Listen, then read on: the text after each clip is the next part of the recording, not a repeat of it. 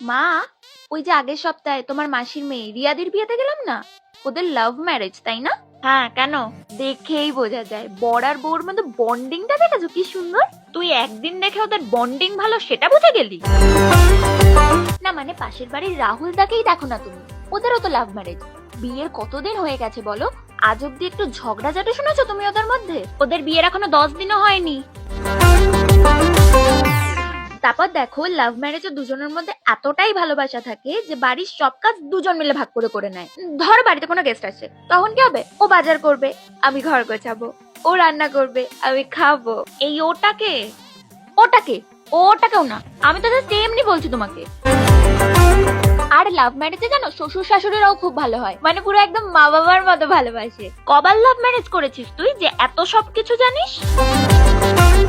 আমি কি করে জানবো? আমাকে তো রিয়াদি বলেছে, ওর সাথে তো ফোনে কথা হয় আমার। যে যাই বলুক, লাভ ম্যারেজে অনেক বেনিফিটস আছে।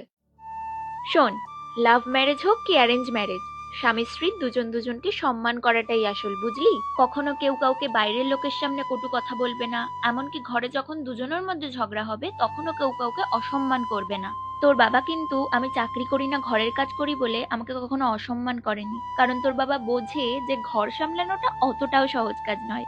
আমাদের কোনো সানডে থাকে না, হলিডে থাকে না, দুর্গাপুজো থাকে না। তোর বাবাকে দেখিস তো, মানুষটা নিজের ছুটির দিনগুলোতেও আমাকে ঘরের কাজে সাহায্য করে। তুই যদি তোর বাবার মতো ভালো মানুষ খুঁজে পাস তাহলে তুই কর না লাভ ম্যারেজ, আমরা কেউ আপত্তি করব না। যা এখন, আর ঘ্যান ঘ্যান করে আমার মাথা খাস না। ও মা, অভি খুব ভালো, আর আমরা তো ছোট থেকে বন্ধু, তুমি তো ওকে চেনো। বুঝেইছিলাম কিছু পাকিয়েছিস। ঠিক আছে, কাল বিকেলে ডাকিস ওকে, কথা বলবো ওর সাথে।